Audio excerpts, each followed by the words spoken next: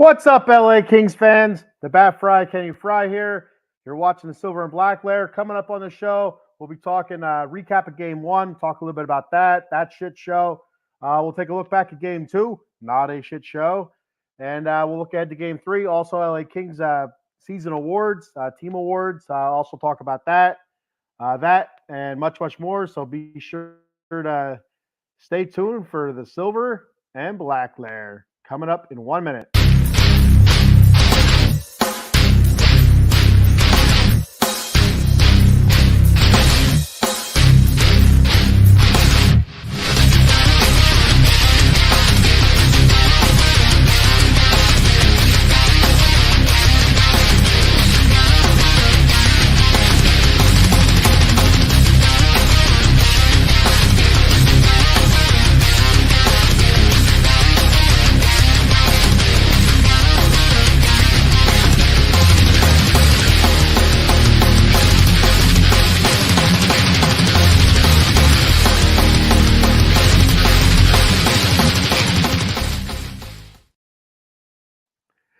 Good morning, LA Kings fans, and welcome to the Silver and Black Lair, LA Kings edition. I'm your host, the Bat Fry, Kenny Fry. Welcome to the show, Thursday morning. So if you're not aware, if this is your first time checking the show out, I appreciate it. But if you checked the show out before and you're a little bit confused, because I used to do the Silver and Black Lair was the Las Vegas Raiders and LA Kings together. I decided to split those shows up. So Thursday mornings, we'll be doing LA Kings and at 10 a.m. Eastern time. And Friday mornings, 10 a.m. Eastern time, I will be doing the Las Vegas Raiders. That's, moving forward. And, there's still, probably sometimes I might combine them, especially in the off season coming up, where there's not a whole lot going on. Just easier maybe to do one show. But we'll play that by ear. We'll tackle that when it happens. So all right, so let's kick this show off. Let's get the show on the road. Before I do, I'm going to go ahead and remind everybody that tonight, here on Out of the Box Sports Network, join us for the NFL Draft live at 7:30 p.m. There's going to be multiple hosts on. I will be on after 8 o'clock for a little while, probably somewhere around 8:15, 8:30 or so. I will be on, and we'll be talking NFL draft and our teams, who's picking what, who's doing what, surprises, all that good stuff. And it'll go to the end of the first round. And like I said, starts at 7:30 tonight. Be there or be square. Like I think it was Alf used to say. I remember Alf back in the 80s. Alf was awesome. Loved Alf when I was a little kid. I had a little Alf doll. It squeezes his belly, and it's like, hey, let's go raid the refrigerator. And you squeeze his belly again, and it'd say something like, "Where's the cat?" Because he liked to, always trying to eat the cat. So, which, now that I think about it, it's kind of a little bit of sexual connotation there. So anyway, Game 1 was terrible. I don't want to say. I guess you can say the Kings came out flat. I don't want to say they weren't ready, because there's a lot of veterans on that team, a ton of veterans on that team.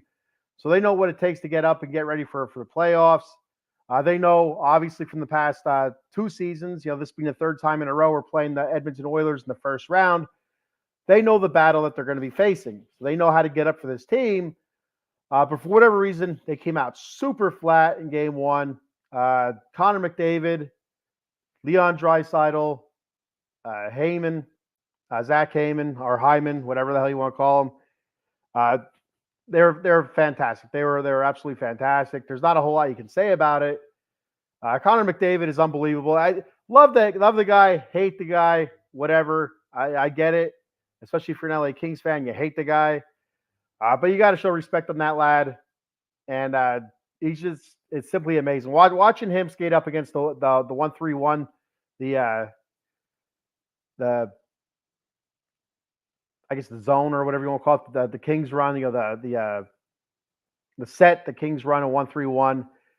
And watching him run up against that, he's running into 3 players and somehow just weaving in and out of those players.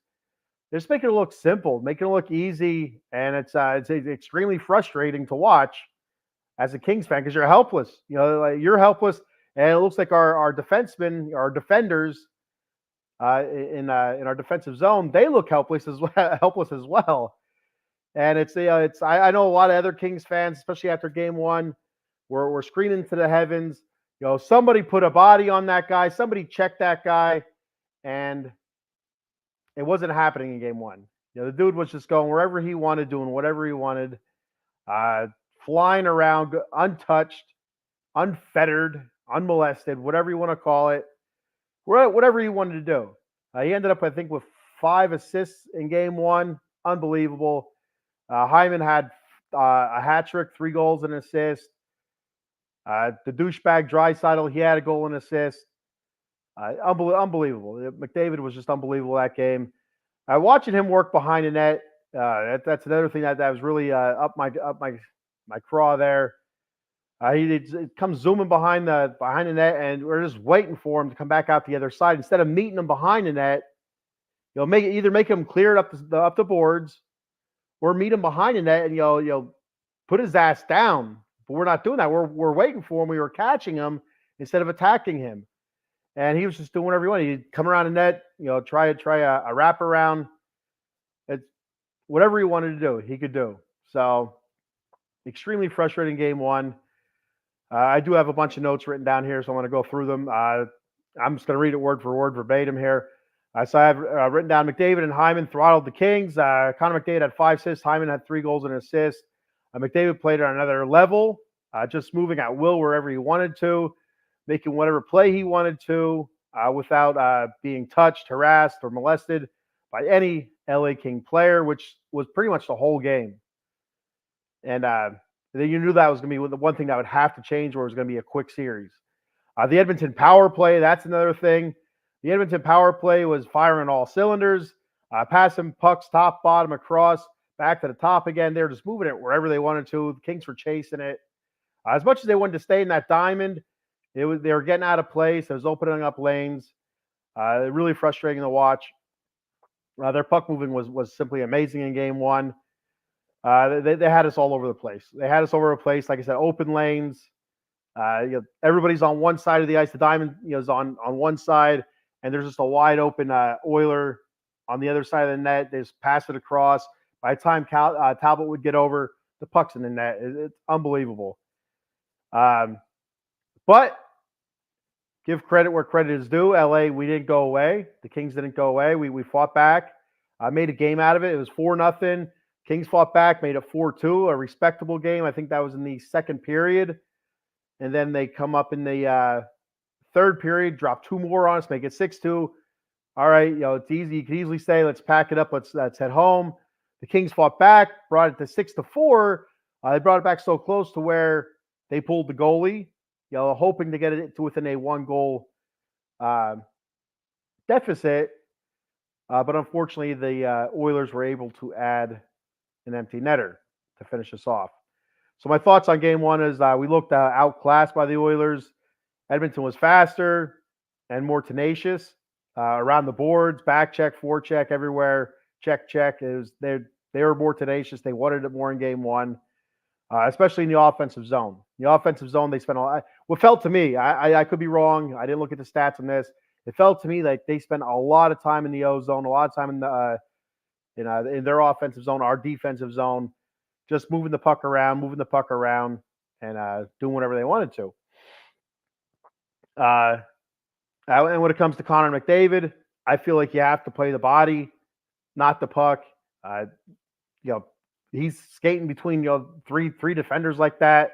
Somebody has to stand him up. Somebody has to get face to face with him, stand him up, stop his forward momentum. And if the puck happens to slide away to another player, so be it.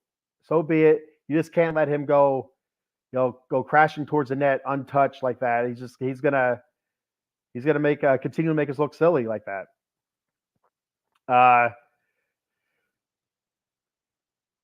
When he's making one of his trademark pushes, the defense needs to stop the body, stand him up.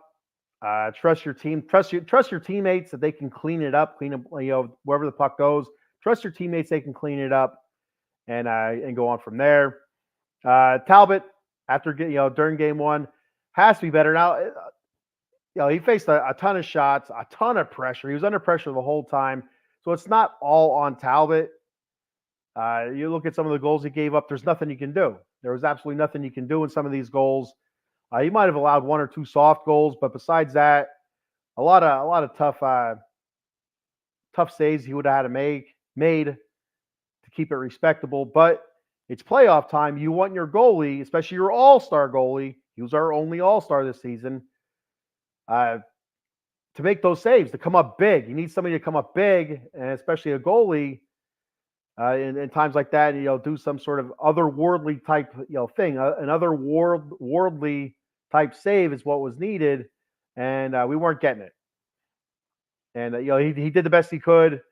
Like I said, under constant pressure, came up short. But he had to be better after game one, moving forward. The Kings also need to do a better job clearing the puck. Clearing the puck out of the zone. Make the Oilers chase it down, and at least give us a chance to breathe. They're suffocating the Kings.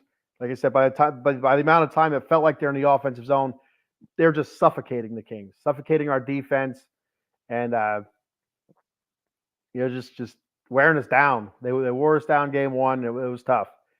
And finally, my final thought on game one is stay out of the damn penalty box. For the love of criminy. We've seen it last season. I think their power play was like 40-something%, almost 50%, which is insane. And it felt like last season they scored at will on the power play. So we go to game one. We in the offseason, rewind that. The offseason, it's one of the things the Kings really pushed for. Also, we're working towards that penalty kill. Need to get the penalty kill better. Last year it was I think in the 20s, somewhere like 22, 23, 24, somewhere around there. This season they did it. We worked on the penalty kill, and the Kings finished the season at 2. And most of the season they were at 1. They finished by like 1 or 2% behind the Carolina Hurricanes. And I think our kill percentage was something like 84%, 85%, somewhere around there. So it's a huge improvement, absolutely huge improvement for the Kings on the penalty kill. And it almost felt like the reason we spent so much time on the penalty kill, working on it to get it better, was for this moment. For this moment, round one against the Oilers, I need to exercise those demons. And what better place to start doing that than by killing the penalties? Well, that didn't happen in game one. We had 4 penalties against us, 2 stupid penalties against Pierre-Luc Dubois. Some of it was ticky-tacky, yes, but still, penalties are penalties. You got to get yourself out of those situations, and the Oilers, made us pay for it. They were 3 for 4 on the power play, and the Kings absolutely struggled. They did when they were on the power play, they did whatever they wanted. Really frustrating. Just watching them move that puck back and forth, up and down, across the ice. No sticks in lanes. No stick on puck. From our defense, it's nothing. So those were my thoughts on game one. So now we're going to go ahead and look at the game one stats recap on this. So the stats, like I said, Kings lost 7-4. First period, Hyman scored. Zach Hyman for the Oilers. He was also their leading goal scorer this season. He had a career year there. Assisted by Connor McDavid and Evan Bouchard. Then also in the first period, Henrique scored for the Oilers. His first of the playoffs. Assisted by Hyman and Bouchard. Second period, Hyman scores his second goal of the game. Assisted by McDavid and Henrique. That made it 3-0. Ryan Nugent-Hopkins scores on a power play, assisted by Draisaitl and McDavid. That made it 4-0. And finally, the Kings show a little bit of life. Mikey Anderson, who is not a prolific scorer from the defensive spot at all, but he gets a goal. Mikey Anderson, a nice goal by him. He was assisted by Drew Doughty and Victor Arvidsson. That made it 4-1. And then finally, nearing the end of the second period, Adrian Kempe scores, assisted by Quentin Byfield. That made it 4-2. So I'm trying to think. There was also a point in the game where Trevor Lewis, I think it was in the second period, Trevor Lewis had a goal called back. I think it was 4-1 Kings, and we had a couple guys in front of the net. I don't remember who shot the puck, but there was deflection and went in the net. It looked like a clean goal right away, but they went ahead and reviewed it. I think Edmonton challenged it. They reviewed it, and it showed that Trevor Lewis, as he's battling in front of the net, his hands come up, the puck's coming in, and as he's bringing the stick back down to make contact with the puck hits his glove and goes in the net. So they said it was intentional. I thought it looked incidental to me, but they said it was intentional. So they waved the goal off, made a 4-1. We did get it back. That made it 4-2, but it would have been nice to have that and then score that other goal, make it 4-3 after 2. But it is what it is. And we go to the third period, down 2 goals. With a little bit of momentum going into the third period. I think we were on the Oilers were on the power play going into the third period. Yeah, we had a penalty right at the end of the period. I want to say it was Trevor Moore, but I don't remember exactly. It doesn't matter who it was.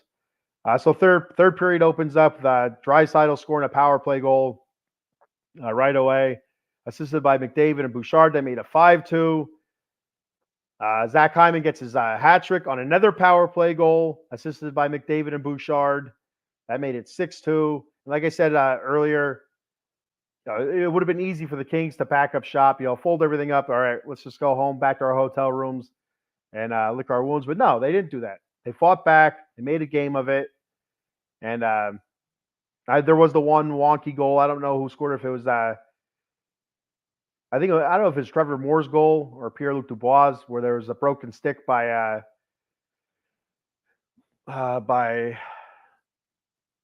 I don't remember. It was somebody from the Oilers. I wanted to say it was Draisaitl, but I don't think it was. Was it Nurse? Maybe a broken stick, and that was a turnover, led to a goal. But anyway, 6-2. Then Pierre-Luc Dubois scores, assisted by Kempe and Gavrikov. That made it 6-3. And then Trevor Moore scores, assisted by Laferriere. Alex Laferriere, that made it 6-4. Kings pull the goalie late in the game, trying to bring it within 1 score. But unfortunately, Fogle scores an empty netter. That made it 7-4, and that's where it ends. So looking at some team stats here. Well, one more player stat. Cam Talbot stopped 38 out of 44 shots. That's an .864 save percentage. Not good, not good enough, not good at all. But with that being said, dude was under a lot of pressure for pretty much the whole game. So it is what it is. So looking at some team stats. Shots went to Edmonton, 45-37. There are a ton of shots by both teams, but Edmonton was way ahead for a while.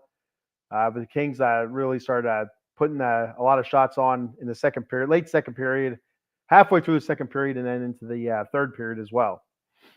Kind of started, ramping it up a little bit, it seemed like.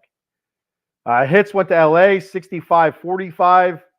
And I mean, I was listening to a Locked On Kings podcast after this game the next day, and I kind of agree with them.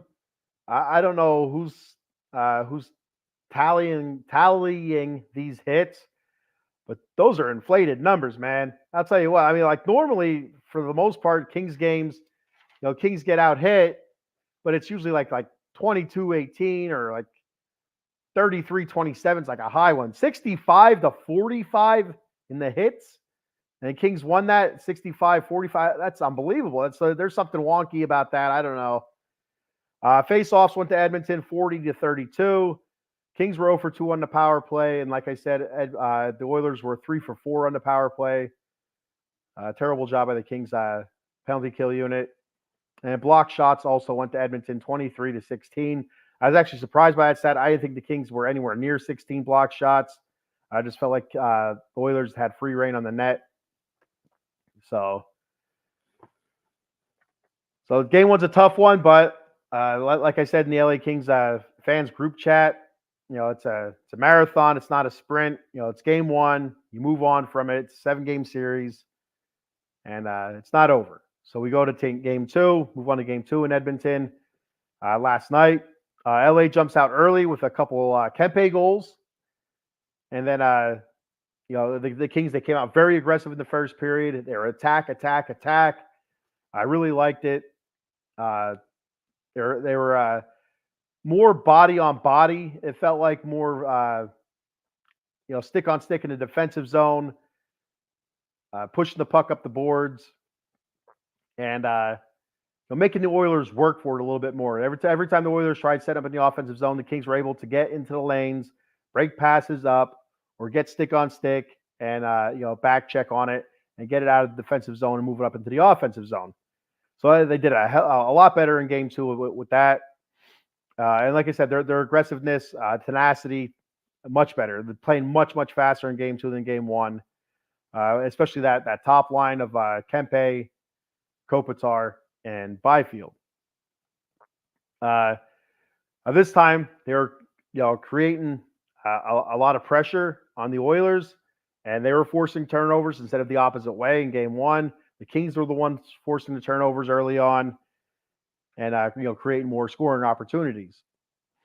They let Edmonton back into the game though. Edmonton, I think it was 2-1 or it was 3-1 Kings after one, but right there in period two, Edmonton bounces back. 2 goals in period two, and just like that, if you're a Kings fan, you're kind of had the life sucked out of you. It was a terrible feeling after 2 periods being 3-3 for as well as the Kings played in the first period. It just it was sickening. Watching it, seeing it 3-3 going into the third. The Kings stopped being aggressive. I felt anyway. These are all my opinions. They stopped being aggressive and started catching just like in game one instead of attacking. Talbot, although giving up 4 goals in this game, was very good. He had a couple saves that were just amazing saves that you probably see highlights of on the ESPN if they still showed highlights and stuff instead of over analyzing everything. But anyway, Talbot really kept us in the game. If he doesn't make those stops, it easily could have been another 7-4 game easily. They made some beautiful saves by Cam Talbot. The Kings defense did do much better. They did some really good things. The back check was good. Pushing the puck up the ice, up the boards as well, and putting the pressure back on Edmonton. Also, like I said before, stick on stick, stick on puck. Putting body to body as well. There was the one time McDavid was trying his little weave trick in between 3 players. I can't remember who the defenseman was. I wanted to say it was Mikey Anderson, but I can't remember if it was him or Matt Roy. But they stood him up. They put body to body, stopped his forward momentum, and there goes the puck. Turnover. Kings push it back up the ice, and that was it. They did a really good job against McDavid, I thought. There was a couple times he picked up a good bit of speed, and the Kings were a step behind, but we were able to poke check or at least tap the stick a little bit to kind of throw him off some. So just being a hindrance and annoyance is a good thing against Connor McDavid. Getting sticks on pucks is key on defense against him. But still, even as well as they played in game 2, much better than game 1. There was still a lot of grade A opportunities for the Oilers to score a bunch of goals. I still need to button that up, need to do better there. We got a comment, finally. Eileen checking in. What's up, Eileen? Thirsty Thursday, Eileen, right? She says, boo Oilers, boo. That's right, not boo Earns. We're not talking boo Earns. We're talking boo Oilers. For all you Simpsons fans out there, Eileen, I know you know what I'm talking about. So we've done this several times, but yeah, boo Earns. All right. So continuing along here, before I do, right now we're sitting at 36 live viewers, mostly on X. Mostly on X. There's a couple on YouTube as well. Throw your comments out. Comments, questions. It doesn't matter what it is. I don't care even if it's not about this game, if it's about the NHL playoffs in general. Throw it out there, post it. I'll give you a shout out, and we'll discuss. We'll talk about it as much as I can. Anyway, If it's something I don't know about, I'll just read the comment and kind of give my thought about it and move on. My Wi-Fi is being a little bit wonky here, so if I disappear or freeze, I'm sorry. All right, so moving on. So the game 2 scoring recap here, scoring summary. Let me get a sip of iced tea for the working man. There it is. All right, first period, Kempe scores his second goal of the playoffs, assisted by Kopitar. That happened 3 minutes and 19 seconds into the first. That made it 1-0, and Kempe scores again. His third of the playoffs, assisted by Kopitar, his second assist of the playoffs. That happened 14 minutes and 57 seconds into the first period. That made it 2-0. Kings are feeling good about themselves. They're looking good. But then the Oilers answer back about 2.5 minutes later.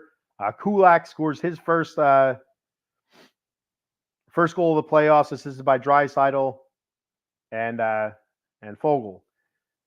That happened 17 minutes and 33 seconds into the first period. That made it 2-1.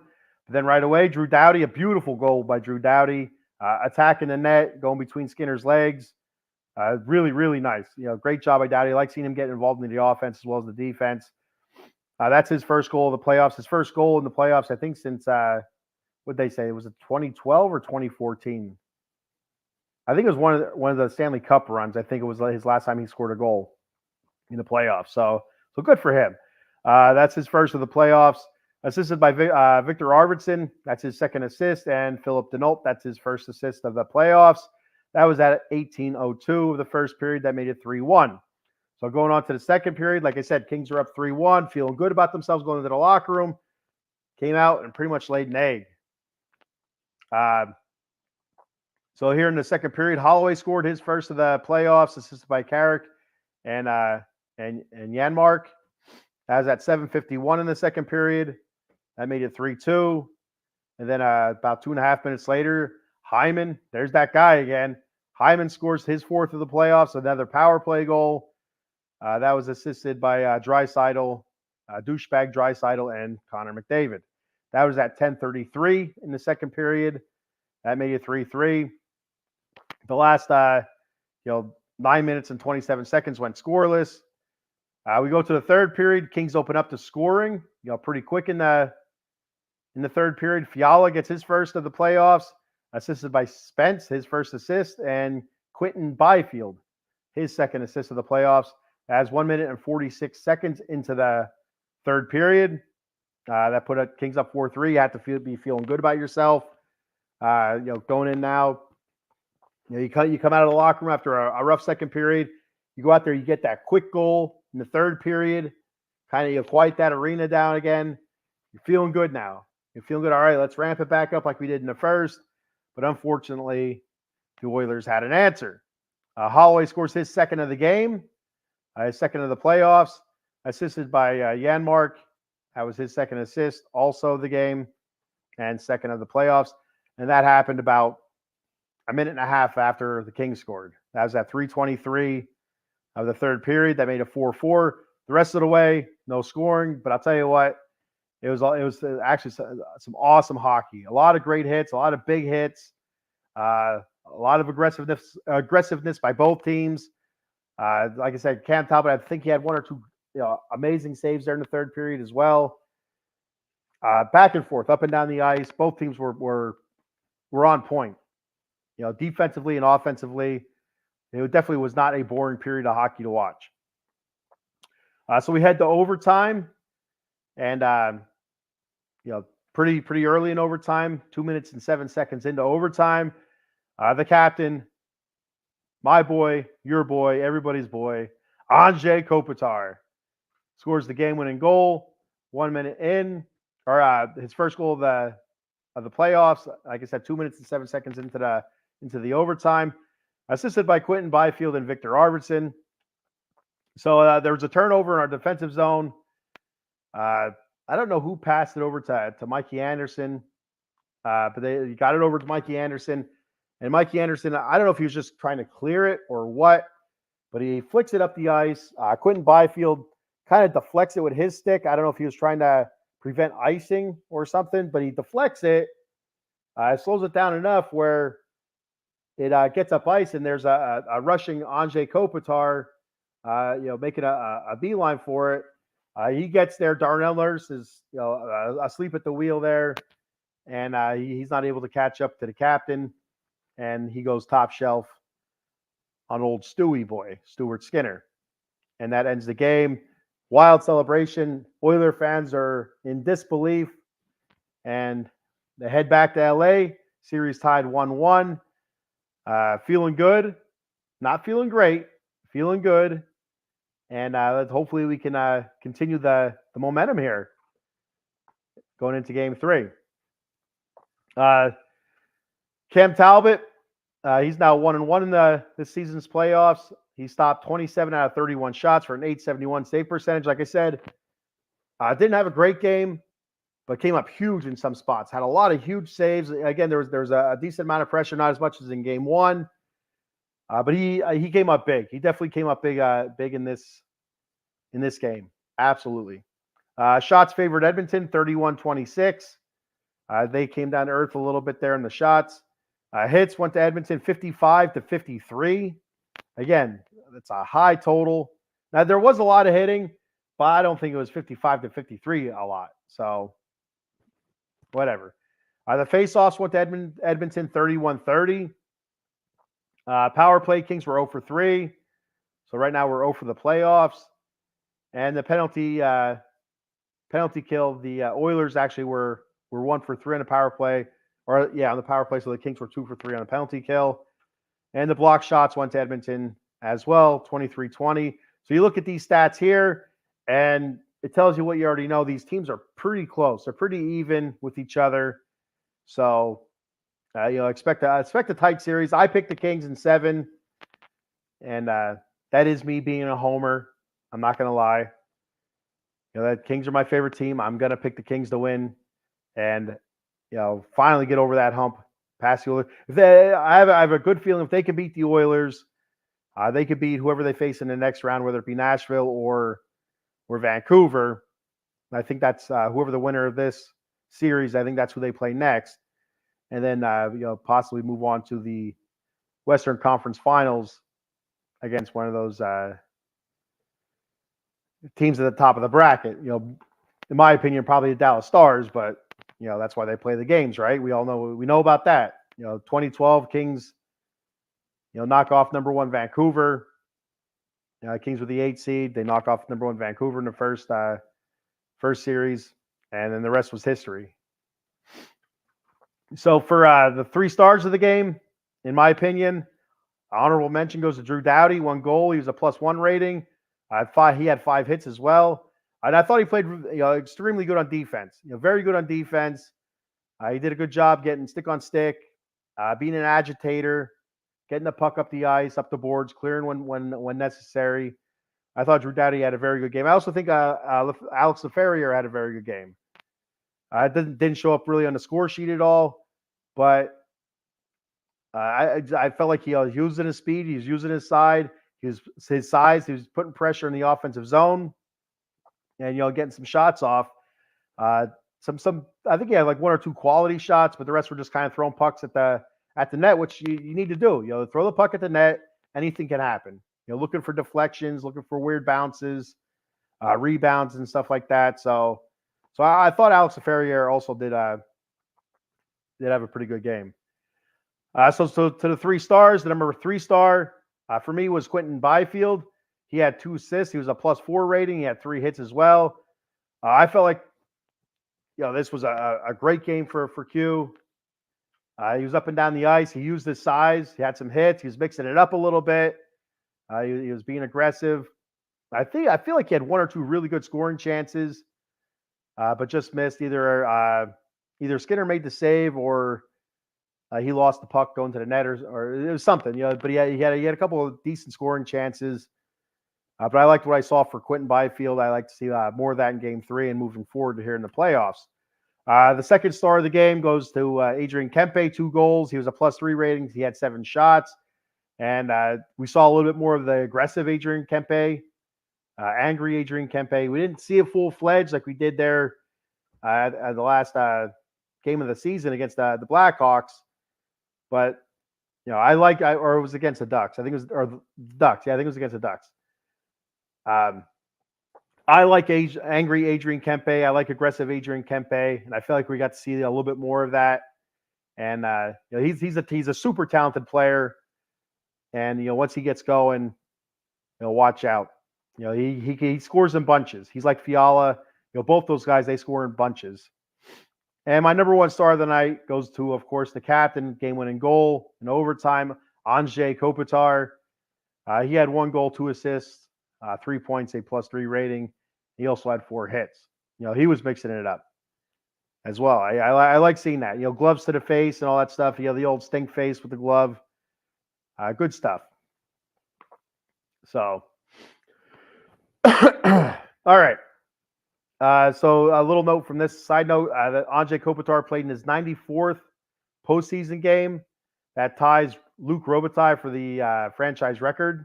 So I'd assume game 3, as long as he plays, he would now be the sole possession of that record. And this was also his 3rd career overtime playoff goal, and that is also a Kings record. So my thoughts on game 2, it came out much better. Like I said, much more aggressive. Defense did a much better job. And we have some really good defensemen. Matt Roy, he's a very good defenseman. Mikey Anderson, very good defenseman. Vladislav Gavrikov, very good. We have a Hall of Famer, future Hall of Famer here, Drew Doughty. We have a very good defense. And for the effort that they had in game 1, as poor as it was, it was nice to see them rebound in game 2. I thought they did a very good job. The back check was much better, like I said. Putting body to body, clearing pucks out, sticks in lanes. Need to get those block shots up more, I think, because the Oilers shoot a lot. So as much as you can, get legs in there, get arms in there, whatever it takes. Philip Deneau took a pretty big hit. I think that was in the 2nd period. I don't know. The announcers made it sound a lot worse. They're on TBS or TNT, whichever one it was that I was watching it. They made it sound a lot worse than what it was. I think, to be honest with you, his head was down a little bit. He got a shoulder probably underneath the chin. So either he kind of jammed his jaw, or maybe bit his tongue, or chattered his teeth or something. But they were worried that he wasn't even going to come back. I'm like, the dude's coming back. Probably going to the locker room, spit a little bit of blood out. Spray a little bit of freeze spray on his tongue or something. If he bit his tongue, I don't know. You can't do that anyway. Probably poisonous. So, like I said, Cam Talbot, some huge saves. So I thought he was much better. Offensively, putting the pressure on. That was good. The Kings were actually the aggressor on offense instead of catching. The 1-3-1 looked much better. I felt like we had a bunch of blue line stops, neutral zone stops. Weren't letting the Oilers set up in the O zone as much as they were in the first game, in game 1. So they still did set up a couple times. Like I said, especially that 2nd period, I felt like we were almost watching a repeat of game 1. The Oilers had a lot of offensive zone time, in my opinion. That's what it felt like. And they were moving the puck around pretty well. But the Kings stiffened up in the 3rd. And then, of course, like I said, that quick goal in overtime, that helps out a lot. Because I feel like the longer you go in overtime, the more it probably favors Edmonton. Just because they have so many prolific scorers. Between McDavid, Draisaitl, Hyman, just those 3 alone, put the biscuit in the basket a lot. So, looking ahead to game 3 here, coming up, I believe Friday night. We're heading back to LA. Series tied 1-1. Like I said, a little bit of momentum for the Kings. A big goal there in overtime. An overtime goal always adds a little bit of extra than just a regular. If it's just a regular 5-4 win, that's good. That feels good. But that game-winning goal, that walk-off goal, man, that adds a little bit extra to it. So hopefully they can carry that over into game 3, and continue being aggressive on defense. Put body to body, continue hitting, get in their face, and for the love of Christ, stay out of the penalty box. I can't say that enough. It's their power play is just too good, and our penalty kill, which we all thought was good, they made look like a joke in game one. I did a little bit better in game two, but still, I felt like they had a lot of quality chances when they were on the power play. But we were able to get some saves from Talbot and also get some sticks on pucks there and knocking it down. What else? The one goal. What goal was it? Was it the Kempe or was it Fiala? I feel like it was Kempe, where he knocked the puck out of the air.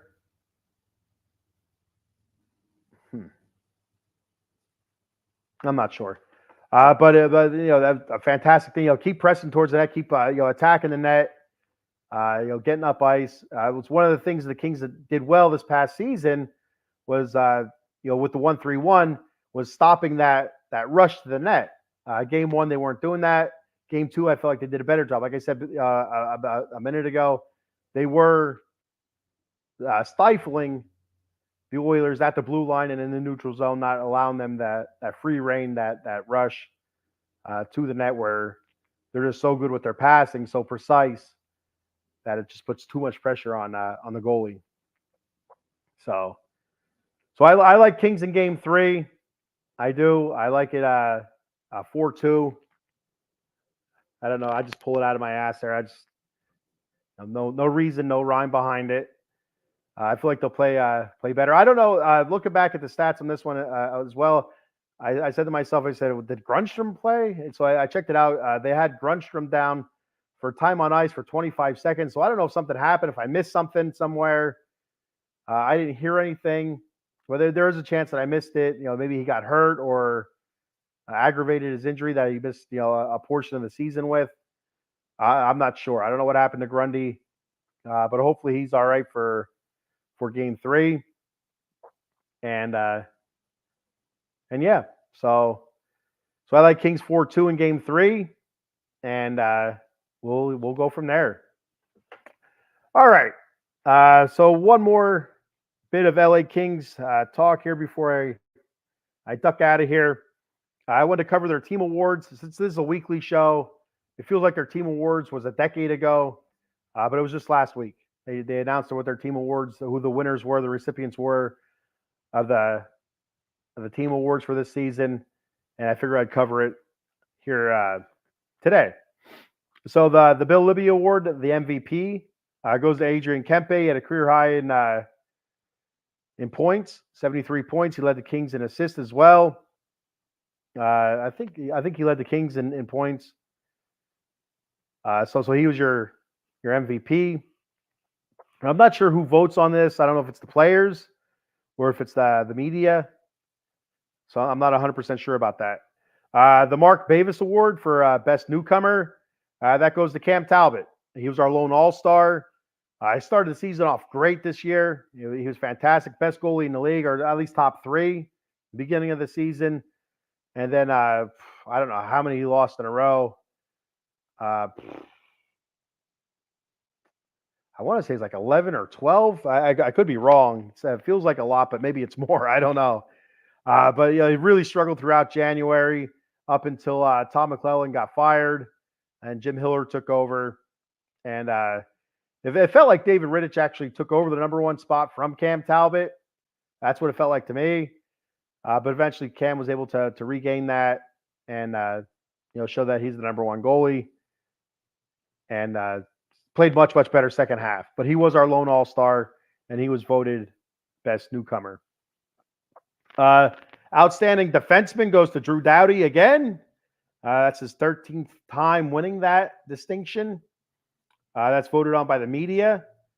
It's his fifth career. He had his fifth career 50-point season. He had 50 points exactly. And he was second in the league in time on ice, 26 minutes. The dude is just always top three on time on ice. It's amazing. Being in the league, I think 16 years, I think it is for him. 14 or 16, I can't remember exactly. But it just consistent. Yeah, he's very consistent, very good defenseman, very a nice offensive weapon from the blue line there. Having Drew Doughty coming in, helping out on offense a little bit from his defensive position. So yeah, he's best defenseman, outstanding defenseman. The Darrell Evans Youth Hockey Service Award goes to Philip Denault. Best defensive player, which again, this confuses me. I don't know what the difference is between the outstanding defenseman. I guess that's just an award for defensemen. But then your best defensive player, I don't know if that's for everybody or if that's just for the forwards or what. But anyway, it goes to Anze Kopitar. He is one of the best defensive centers in the league, and proves it year in and year out. The Ace Bailey Most Inspirational Player award goes to Victor Arvidsson. A lot for Arvy to overcome this season with his injuries. Went on the injured list. He went on the injured list right before the season started. I think it was in October. And it was out probably 2/3 of the season. He comes back. He's looking good. A ton of shots on net. The Kings are looking better with him in the lineup. And then he goes out again. And he comes back, I think, with was it like 2 or 3 weeks, maybe a month to go in the season. And he's looked good ever since. So he's the most inspirational player. And the Unsung Hero Award goes to Blake Lizotte. And I've mentioned this in the show before. I love Blake Lizotte. I love the way he plays. He's usually the smallest guy on the ice when he's out there. But he's up in their face. He doesn't matter if you're big, you're little. He's in your ass, and you know it. And that pisses a lot of people off, and that's good. You need guys like that. You need the Nats. Back in the day when I was younger, I used to watch a lot of hockey, and I watched a lot of different teams then. But I was always an LA Kings fan. The teams always had an enforcer, and they always had a Nat. That's I called the Nat. I don't know if that's what the teams called them, but just somebody that just bugged like your star player, from the other team. To follow them around, just constantly tapping at him, bumping him, pushing them, checking them, stuff like that, just to piss them off. And it's a great role to have, and he does a good job at it. I like Lizzo. It's his second time winning that award. The most popular player award, voted on by the Booster Club, goes to Kevin Fiala. No surprise there. The Jim Fox Community Service Award also goes to Kevin Fiala for his work with Kings Cares, and also with the Make-A-Wish Foundation, and amongst other community service type stuff. So congratulations to Kevin Fiala. So my thoughts on these awards, I probably would not have given the MVP to Kempe.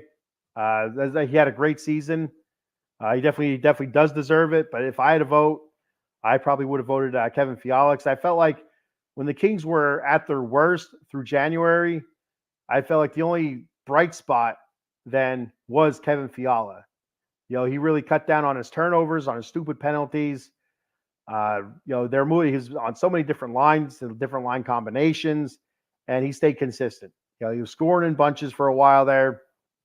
Assists, doing all the little things right, and for me, I felt like this was his best season as an LA King since the Kings traded for him a few years ago.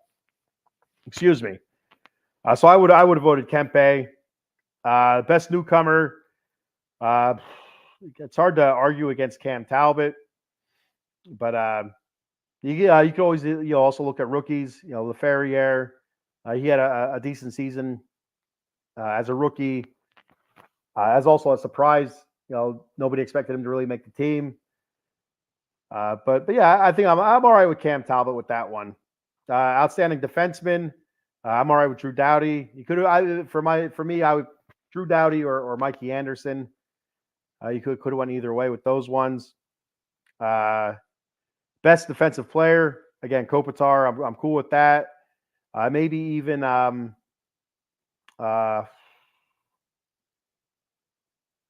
am I thinking of? Byfield, Quentin Byfield. Maybe even QB. I thought he had a pretty good season defensively.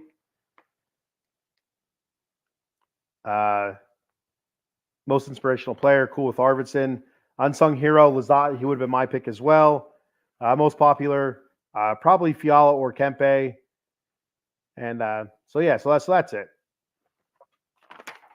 So that's all I have for today, LA Kings wise. I'm going to do a couple sponsor reads here and a couple reminders before I get out of here. All right. There he is. Jay Fine Law, Jason Fine, attorney, Big Al. You can reach Big Al at 1-800-HURT-123. That's 1-800-HURT-123. Jason Fine specializes in motor vehicle accidents, slip and fall, workman's comp, and personal injury claims. He has 3 office locations conveniently located throughout Pennsylvania and New Jersey. In New Jersey, the offices are located in Cherry Hill, 3 Greensward Lane. The phone number there is 856-209-5258. That is the steel city of Pittsburgh, Pennsylvania. The offices are located at 500 Grant Street, Suite 2900. The phone number there is 412-365-8151. And in the city of Brotherly Love, Philadelphia, Pennsylvania, the offices are located at 1628 JFK Boulevard, Suite 2120. The phone number there is 267-888-2980. Jason Fine, attorney, Big Al. Head on over to monkeycoldcoffee.com for all of your gourmet coffee needs. They have bourbon chocolate chip infused coffee, toasted coconut rum. They have a medium roast coffee, Sumatran blend. They also have an organic blend called Perula, Florida, and their newest blend, Golden Honey Agave. And they're also in conjunction with that, they're also selling barrel-aged honey at monkeycoldcoffee.com. Be sure to check out their swag shop where they got t-shirts, tumbler cups, coffee mugs, K-cup adapters, cold brew pitcher. You make your iced coffee or your cold brew coffee in that. Super easy to use. And everything tastes fantastic out of it. And don't forget that sweet Paradise rum cake. So be sure to get all your boozy coffee. Like I said, the bourbon chocolate chip infused, toasted coconut rum. The golden honey agave, I like putting a little bit of honey jack in there, honey Jack Daniels. Give it a little bit of a kick. That's all. It's all good. It's good stuff there at monkeycoldcoffee.com. And at checkout, use that promo code OOTB Sports for 10% off your order. That promo code, once again, is OOTB Sports for 10% off your order at monkeycoldcoffee.com. All right, I'm back. A couple more bits of information here. Out of the Box Sports, you can check us out, Facebook, YouTube, X. We're also on TikTok and Instagram. Be sure, please subscribe, follow, like the pages, but especially subscribe to YouTube and follow us here on X. And if you happen to find yourself over on Facebook, give us a like and a follow there as well. Our page, Out of the Box Sports Entertainment, or OOT Box Sports. You can check me out, Silver and Black Lair, on Twitter at SB_Lair_OOTBE. That's on X. And also Out of the Box Sports on X is OOT Box Sports. That's OOTBOXSPORTS. And that's Out of the Box Sports Entertainment. And like I mentioned earlier in the night, or earlier in the show, tonight, big night, NFL Draft. And we're going to be doing the NFL Draft live show. It starts at 7:30 p.m. We're going to have multiple hosts on from all different, a bunch of different shows that we have here on the network. We'll have a host from the Big Blue Power Hour, New York Giants. We'll have the host from Dem 215 Boys, Talking Cowboys. I'll be on there, Raiders, that and much, much more. So be sure to tune in at 7:30. We had a lot of fun with that last year. So looking forward to it this year. I'll be on around, 8:15, sometime after 8. I got, my daughter has softball practice, and that's over at 7:30 by the time I get home and all that good stuff and get my stuff ready for work. It's going to be a little bit after 8 before I hop on and put in my 2 cents. I think the draft doesn't even start till 8 o'clock. I could be wrong about that. Maybe it starts at 7:30, but for some reason I feel like it probably starts closer to 8 because the NFL likes to dick around like that. So, also coming soon here on Out of the Box Sports, we'll be doing a live pregame show for Monday Night Football, of course, during football season. So that's a lot of fun. And what else do we got here? All right, I think that's it. So make sure to check me out tomorrow, 10 a.m., Silver and Black Lair Raiders edition. I'll be talking Las Vegas Raiders, round 1 of the NFL draft, and what I think they'll do in rounds 2 and 3, 4, 5, 6, and 7. 2 and 3 is Friday, and the rest of it is Saturday. And also this Saturday, I will be live with the Atomic Drop podcast. That says Friday, 10:30. That is not correct. Saturday, 10 p.m., Atomic Drop podcast talking WWE wrestling. And we'll be talking draft there as well because this week, Friday, starts the WWE draft on SmackDown. And a whole bunch of rules to that as well. We'll be doing our predictions. Well, actually, our predictions will be putting out. We'll be sharing our predictions before that, so you can see what they are, and we'll talk about what happened at SmackDown draft-wise, and also this past Monday Night Raw. All right, so that's all I have for today. Thank you, everybody, for checking the show out. Next time, throw those comments out there. Like I said, comments, questions, it doesn't matter. I'll read pretty much anything as long as it isn't anything derogatory.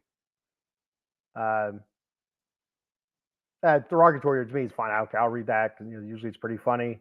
But anything derogatory or racist or any kind of political stuff, I'm not going to read that stuff. But everything else, like I said, doesn't have to be LA Kings related. Could be anything. Any other team, hockey, football, baseball, whatever, movies, TV shows, whatever. I'm up for it. Throw comments out there next time. That would be much appreciated. It helps the show seem a little bit more interesting. All right, so game 3, Friday night. Like I said, I have the Kings winning 4-2 and taking a 2-1 series lead. And I might hop on for a couple minutes for maybe a pregame or something like that before I go to work. And of course, next Thursday, 10 a.m., tune into the Silver and Black Lair LA Kings edition, where I'll be talking games 3, game 4, and probably game 5. I think game 5 will be completed by then as well. I think game 5 is Wednesday. So it's Friday, Sunday, Tuesday. So I think that's how it goes. I'll go back and check the schedule out. I got one more comment before I get out of here. Eileen says, great show. Thank you, Eileen. Thank you for your comment. And only comments. All right. So that's all I have. I'm going to duck out of here. And I'm going to go to bed. I'm tired. Thank you, everybody. And one last thing. Go, Kings, go!